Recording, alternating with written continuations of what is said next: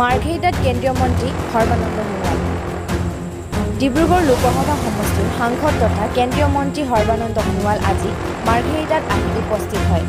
মাৰ্ঘেৰিটা পৌৰসভাৰ পদেন সদস্য হিচাপে আজি মন্ত্ৰীগৰাকীয়ে শপত গ্ৰহণ অনুষ্ঠানত অংশগ্ৰহণ কৰে।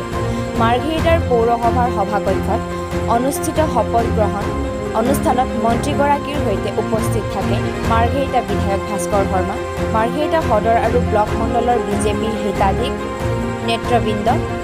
মাৰ্ঘেৰিটাৰ পৰা কিষাণ লানুমৰ ৰিপৰ্ট, টাইম 60 অসম।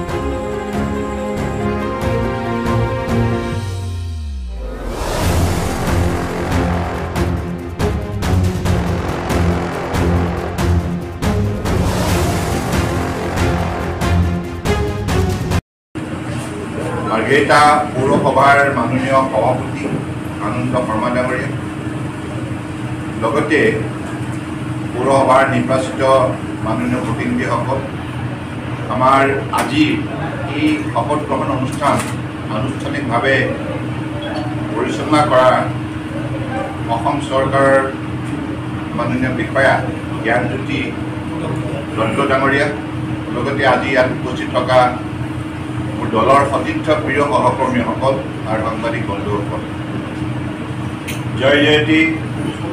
আজি শুভ মুহূৰ্তত আপোনালোকে উপস্থিত থাকি এই সভাজনক শপত বাক্য পাঠ কৰাৰ ক্ষেত্ৰত যিখিনি আপোনালোকে উৎসাহ উদ্দীপনা দিলে, তাৰ বাবে মই আপোনালোক সকলোৰে ওচৰত কৃতজ্ঞ।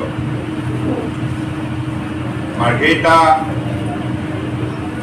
চহৰৰ বা মাৰ্ঘেৰিটা অঞ্চলৰ যিটো ভাৰতবৰ্ষৰ মানচিত্ৰত এটা সুকীয়া মৰ্যাদা আছে, সুকীয়া পৰিচয় আছে, উদ্যোগ প্ৰধান আৰু ঐতিহ্যমণ্ডিত অঞ্চল হিচাপে এই মাৰ্ঘেৰিটাই আগন্তুক দিনত নিশ্চিতভাৱে অসম তথা ভাৰতবৰ্ষৰ উন্নয়নৰ বাবে বহুতখিনি উল্লেখযোগ্য বৰঙণি আগবঢ়াব লাগিব।